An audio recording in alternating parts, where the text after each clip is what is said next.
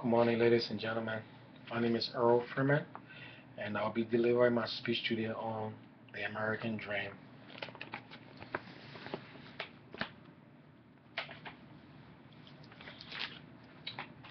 The American Dream, a poem that was written by Halim. Halim said it's a lyric poem with irregular rhyme and an irregular metric pattern that sums up the white opposition of blacks just against black and a struggle for freedom in America. It first appeared in 1951 in a collection of Hughes' portrait markers of a dream deferred.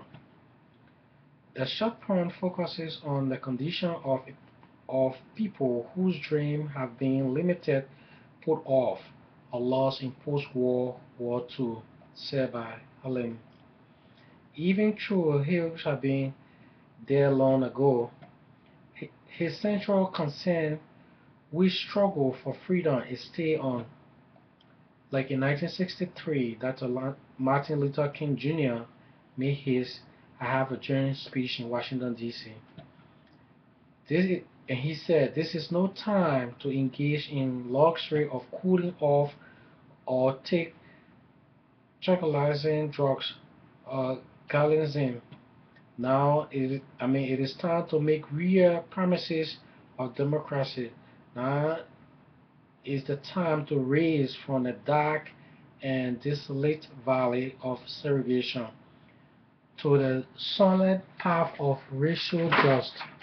Now is the time to lift our nation to make just a reality for all God's children.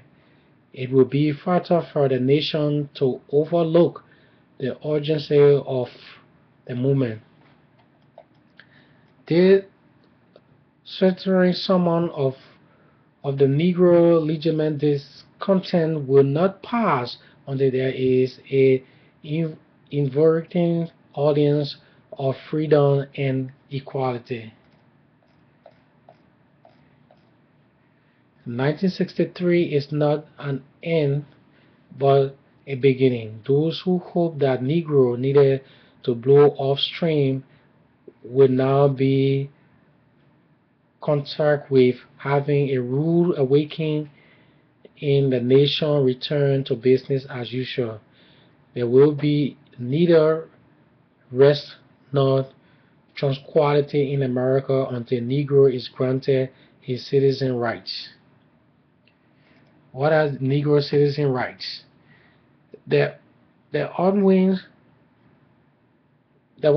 of revolt will continue to shake the foundation of our nation until the bright day of just meet emerge. This exceptions how Hugo's central idea was carried on from generation to generation. In our present day today, Barack Obama is among one of those who campaigned that idea. He made a speech in 2008 in Philadelphia at the Constitutional Center, and Obama said wars on appeasement would not be enough to deliver slavery from bondage or provide men and women of every color and creed the full rights and obligations as citizens of the United States. He also said that what we needed were Americans in successive generations who were willing to do the pass through protest and struggle on the street and in the courts through a civil war and civil disobedience in a way at great risk to narrow that gap between the promise of our ideas and the reality of our time. He, this is one of the tasks we set for at the beginning of this campaign, to continue the long march of those who came before us, a march for more just, more equal, more free, more caring, and more prosperous America.